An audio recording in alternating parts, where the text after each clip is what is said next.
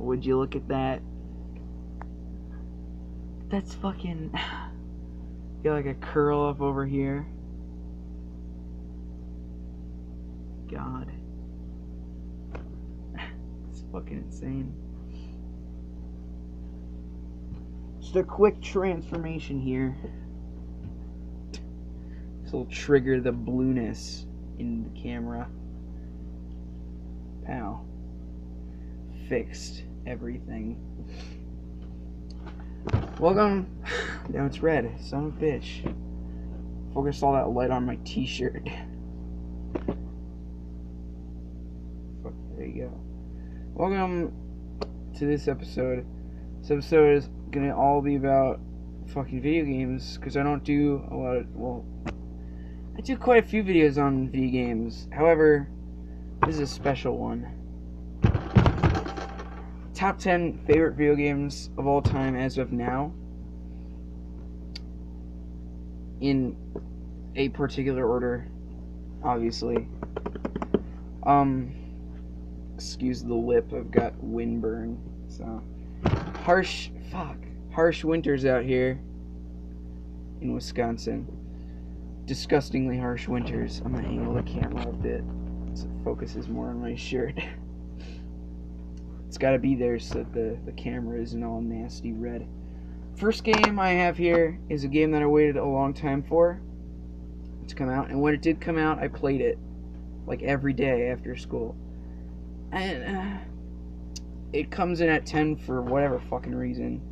Super Mario Maker. It's not my favorite game.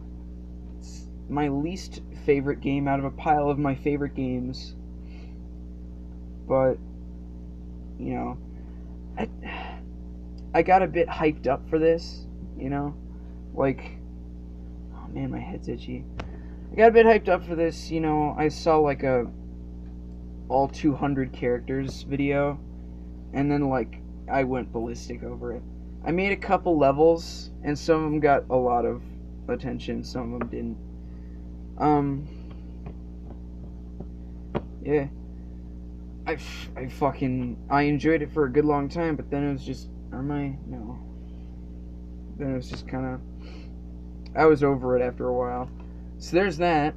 I got this like one of the first days it was out, actually. So I got like the value box, which came with like a sleeve and a book that had like level design tips, and then like the game, of course. The game is fucking amazing. It was absolutely amazing at the time. I like the level builder. I mean, it could have been better, but it was pretty good for, yeah. Next game we have is a game that I played a long time ago. This is for one of the first consoles I ever played on. This is God of War 2 for the PlayStation 2. Why the second one? I never played the first one, and this was for $10 at Barnes or Books, Half-Price Books. I didn't love it for the story. I didn't love it for the characters. I loved it because you got to kill giant statue people. Like Kratos. At the time, I knew of Kratos, but I didn't ever play any of the God of War games. And when I played God of War 2, I realized how badass of a video game character Kratos really was. And that's pretty much the whole story for why this is my number 9. I would have had 2 number 9s and a number 9 large, but no thank you. The next game I got, and there's like a story behind some of the games, well, kinda. There's a story behind this game specifically. My good friend who used to run his YouTube channel, he deleted most of his videos. He's only got like 10 videos now. When he switched from PlayStation 2 to Wii, or I think it was it PlayStation 2 to Wii, or was it PlayStation 2 to Xbox 360? One of those. He made the switch, and he gave me a fuck ton of games. Like, not a literal fuck ton, like, I can't count offhand. He gave me games that were like broken, games that I already had, games that weren't even interesting to me. And he gave me this game. And I had played this game a little bit before. This is The Simpsons Road Rage for the PlayStation 2. This was pretty good. It's pretty much a good driving game. Now I think about it, I probably should have played Hit and Run, because that's kind of what I was looking for when I played this. I want a game that was, because I was into The Simpsons. I'm still into The Simpsons, but to a lesser degree. I wanted a game that was Hit and Run, and this just was not Hit and Run at the time. I still don't own Hit and Run. I wish I did. You'd probably buy it. I'm probably going to buy it on Amazon if I get any Amazon gift cards for Christmas. Speaking of which, Christmas is just around the corner. Like, legitimately, on Sunday. It's like a couple of days. Yeah, Road Rage, it was pretty fun. I didn't really do any of the campaign stuff. I played, like, the Sunday Drive. This next one, I actually got for Christmas last year. And I beat the campaign in, like, a couple weeks. Because I was fucking addicted to this game. Like, you don't understand how addicted I was to this game. It was... Well, at the time, I loved Legos. And you can already probably guess what it is. Fucking the camera, dude. It stays blue for quite a long time, and then it, like, changed back to red. At the time, I really was into Legos, and then I'm, like, moving towards Mega Bloks now, because it's more of a realist... I like war shit. I like war shit. I'm gonna specify that. War shit. Their guns are really nice. They look like actual guns. Like, if you set it down and, like, sized it up in Photoshop, it would look like a real, actual, like, M4A1. Like, I have fucking so much shit on my table. I'm getting off track, aren't I? Definitely getting off track. But I want to show this. Oh, fuck yeah. It's up here. Look at that fucking thing. Pull up the light as shit. I need to, like, focus in on the gun. Look at that fucking thing. It's not... You can't really tell, but it's fucking beautiful. It looks like a real M4A1. That's the point. This is LEGO Dimensions, by the way. I almost forgot to mention what game it was. LEGO Dimensions. I played this for a good amount of time, like I said. But it kind of got old once I realized I don't have $25 every time I want to play a new level. Like, I don't want to say it's because it is basically DLC, but you don't download it, you buy it. So it's like buyable, downloadable content. Or what do you call it? Add-ons, purchased add-ons. Like, fucking they like advertise the packs on the back of the box. They're pretty much like selling a game that isn't complete. You gotta buy more shit to play the full game. Which I didn't really respect it, but I had some level packs that I got at Christmas. So, moving on. I fucking love this game. When I got the PlayStation 4, this is like the first game I played. I want to say, yeah. No, actually, I played Black Ops 3 first, but that is not on the list. Black Ops 3 isn't on the list. I played this game quite a bit. I got addicted to this game, actually. I fucking got lost in the characters and the underlying story, and just the main character was so, like, deep, even though he wasn't deep at all. This is Mad Max for the PlayStation 4. I beat the campaign in like half a month because I played it every day, which was probably not a good idea, but I kept up with my grades, so it doesn't matter. Mad Max is fucking amazing. The ending was like... I hated the ending, and then I loved the ending, but then after the ending I hated it. And once you beat the campaign, there's really no use in playing the rest of the game. If you've beaten the side missions, if you completed every territory, there's no point in playing the game at all. So, I pretty much completed the game. And this is like the hardest I've ever grinded in a game. I went around, I finished every stronghold, I finished every territory, I took down everything that Scrotus ever had. I completely maxed out my car. Everything on the car was maxed out. I completely maxed out Max. And then the game wasn't fun anymore. Like, that was pretty much the end of the game for me. I fell off after that.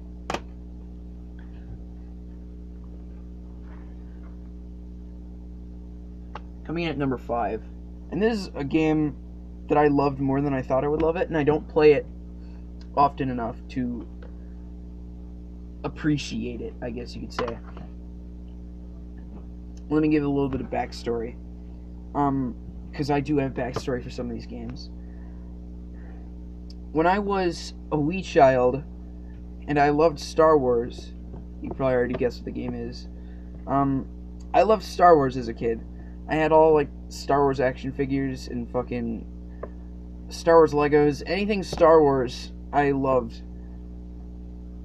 And I always remember wanting a game that wasn't about, like, the main, like, the Jedis and the Sith. I wanted a game that was about, like, the wars. Because they never, like, they talk about it, but they never, like, put you there, and they never, like, give you an experience to see. Like, you never see, like, the rebel troopers out in Hoth, like, fighting the snow troopers like it's the most necessary thing to do at the time. That's what I wanted. And I always thought if that was a game, I would spend, like, the rest of my life playing it. I put a good amount of time into this game, Star Wars Battlefront. Despite most of my peers saying it was garbage, I actually loved it.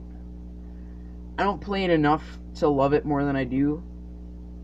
I think if I kept playing it, if I, like, bought some downloadable content, I would love it even more. But I don't have any money. I'm poor. I bought this for, like, $14. It was pre-owned. I could have got, like, the gold edition, which had, like, most of the DLC in it, but that was, like, $30? $40? Pretty good game. I like that they had Jedi and Sith in it, but you don't have to play as a Jedi or Sith. I like the weapons, too. I like the weapon choices. We're going into some portables now. I've got, like, 2 portables here. Coming in at number 4. And this is a game that I don't think anybody cares about. But I spent a good amount of time playing this. I finished the main, like, courses and lessons in, like, less than a month. Less than 2 weeks, actually. I beat the entire, like, lesson mode in... The entire lesson mode and also the, whatever the fuck other mode was. I don't remember. I beat 2 of the 3 modes. Well, there's really only 2 modes you need to play through to beat the game. It's not a game that you beat. This is Pokemon Art Academy. There's a bit of story for this. I was big into Game Grumps. I'm still a bit, but less now because, I don't know. They just haven't been playing any games that really caught my eye. When they played this game, I was like, that game exists, and they're playing it, and they have 2 really good artists on the Game Grumps team playing it. I have to watch it. And I started watching, and then they stopped fucking playing it. And that really pissed me off. And they stopped playing it while I was doing this, so I wasn't, like, inspired to keep playing. I kind of, like, cast it aside for a while. And you can, like, you can keep playing it. It doesn't have to be about Pokemon. They have, like, a free paint thing where you just draw whatever the fuck you want. And I could spend, like, hours just drawing one thing in the free paint.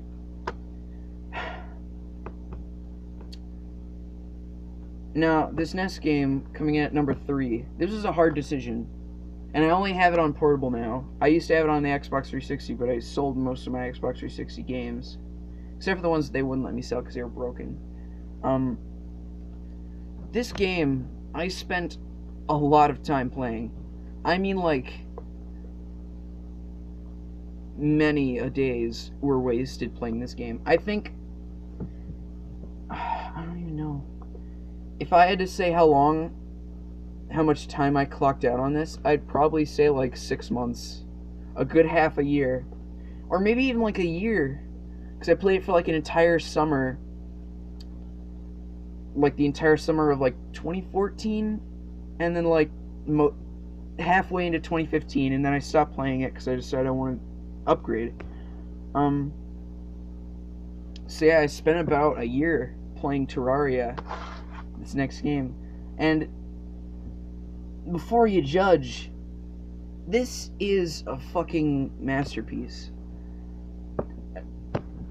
Quite a few people probably haven't even heard of it, but it's a fucking great game. I spent such a long amount of time playing this game because it's like everything I want in a game. It's action, it's exploration, you're digging, you're building things.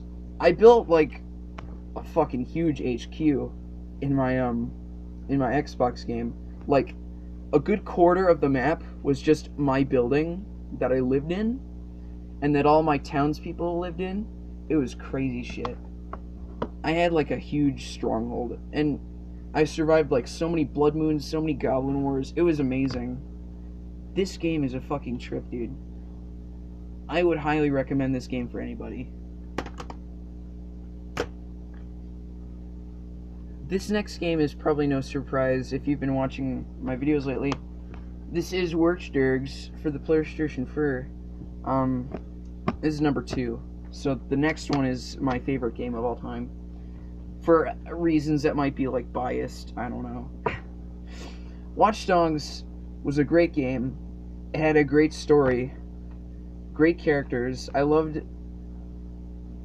just the whole exposition of like Aiden Pierce and his sister and all the shit that happens to them and his hacking that his sister doesn't quite know about.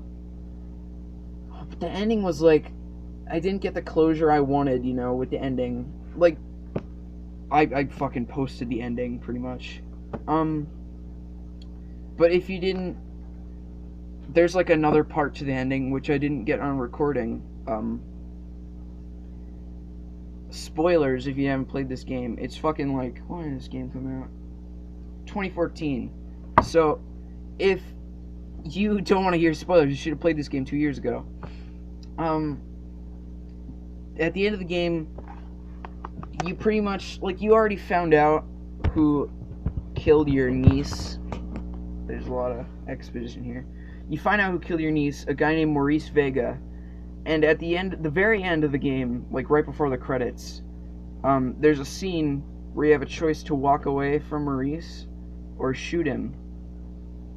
Now, I chose to shoot him, mostly because I would have loved to have more time with the niece in the game, but you don't really get to know her. You get to know Jackson, and he only says like a couple words to you.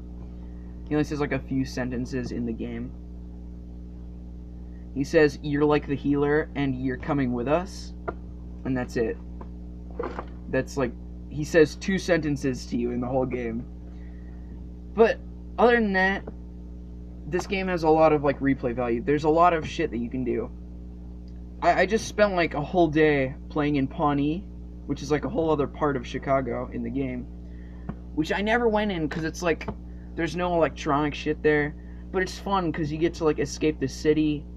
You can go drink, you can stop crimes, you can do like privacy invasions, human trafficking stuff. You can investigate a serial killer and get like a mission from it.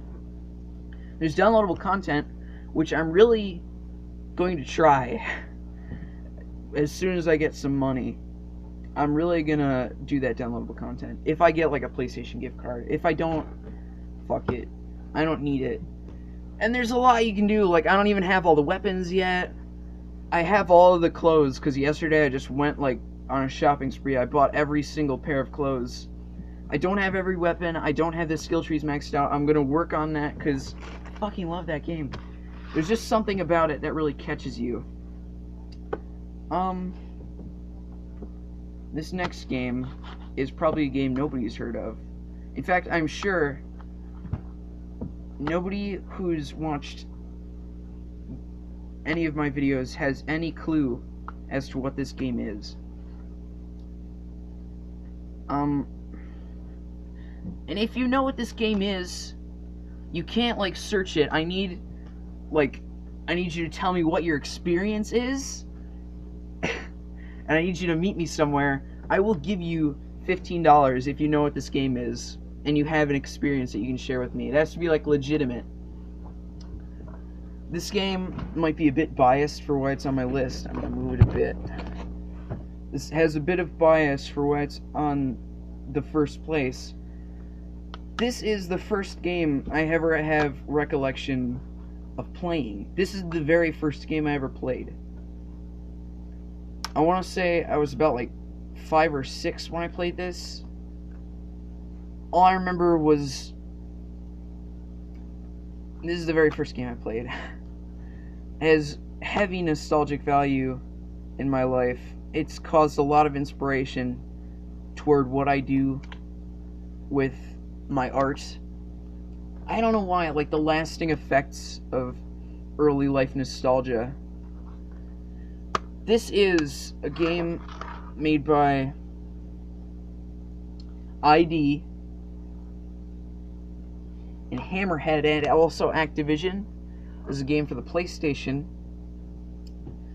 This is the one, the only Quake 2. Nobody's heard of this game before. Great game.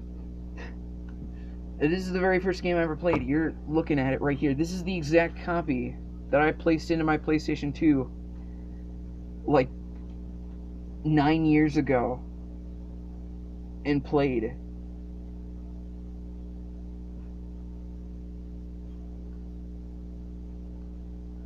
It's amazing. It's fucking... It's such a trip, too, because it's like...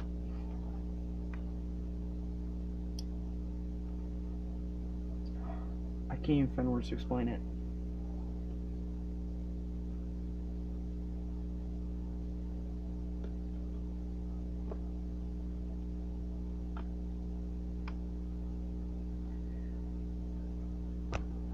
It was amazing. Many memories from this game. I remember watching my father play this, actually. That's the very first memory of video games that I ever had, was my father playing Quake 2. I want to say he was playing it on the PlayStation 1, because we had that, but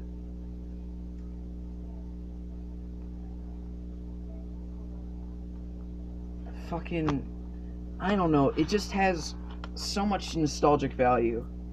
If you want a good game, this is kind of like Doom. It's more alien-y and more like desolate than Doom. They make a reference to Doom in the third installment, I think. Yeah, you can play as the Doom guy. I have the third one and the fourth one. I don't have the first one. I need to play that. I need to find it. I need to find a copy of it, which will be like finding a needle in a haystack. This is the very first game that I ever saw with my own eyes. Like, I think the first time I ever saw this game was probably when I was 4 years old. And that's 10 years ago. That's like all of Obama. The entirety of Obama. Like, whoever was president before Obama was around while I was watching my father play this game. That's a longer amount of time than I realize, but